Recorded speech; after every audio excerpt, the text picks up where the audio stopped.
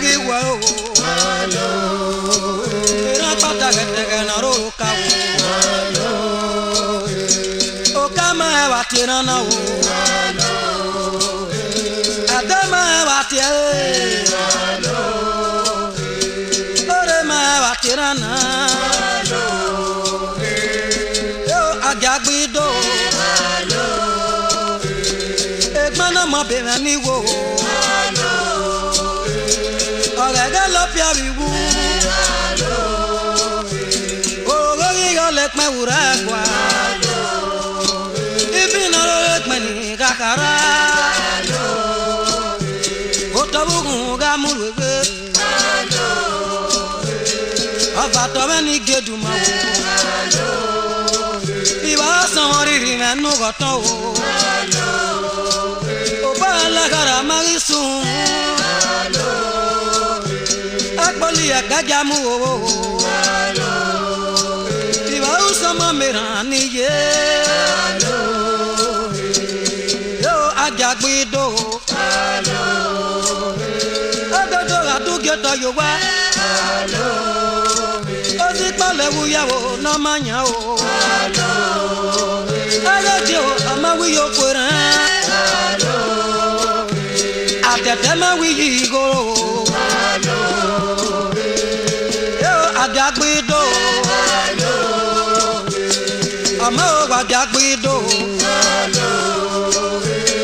yo agagbido ekele digwe na tuta tun edin o ìyẹn náà rí náà rè wá iná yàn gbọ́n rẹ̀ náà o yo agagbido. Agagbido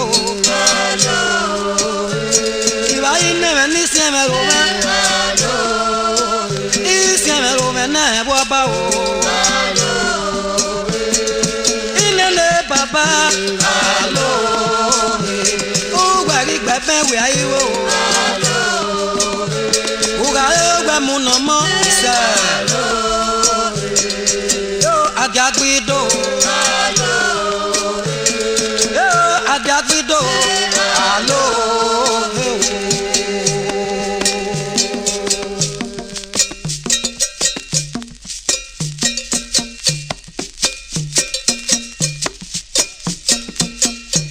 dialu salogbere o salogbere